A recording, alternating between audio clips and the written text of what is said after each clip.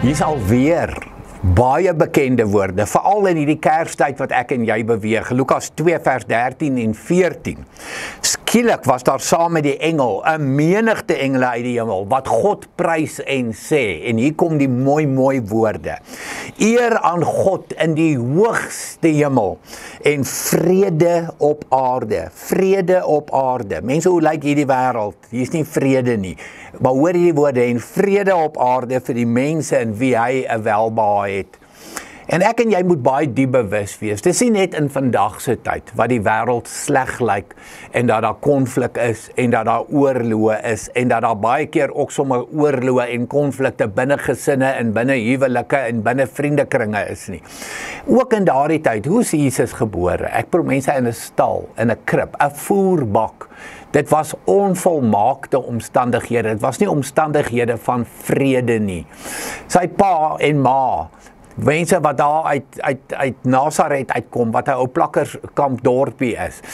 Sy ma wat swanger is sonder dat sy getroud is.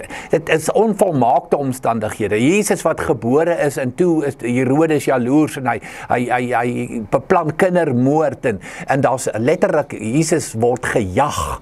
Ek bedoel sy lewe is in gevaar. Hoor die toestande van onvrede.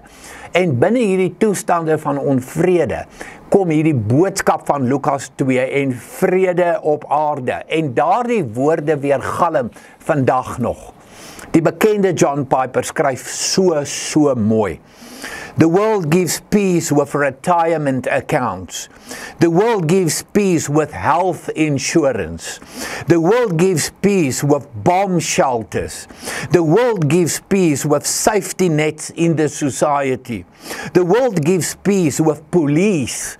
The world gives peace of mind in 100 ways, which I'm thankful for and I'm glad they exist. So hy skryf nie hierdie goed af nie. Hy sê ek is dankbaar vir al hierdie goed. En ek is ook dankbaar vir al hierdie goed in my lewe. Maar dan sê hy, and Jesus says, I'm not giving that way. That's not what I'm doing. Jesus gee 'n ander vrede. Ten spyte van onreg en ten spyte van teenspoed en ten spyte van konflik in 'n moeilike swaar wêreld.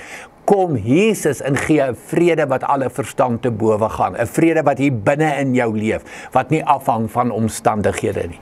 Daarom 'n vredevolle Kersfees vir jou.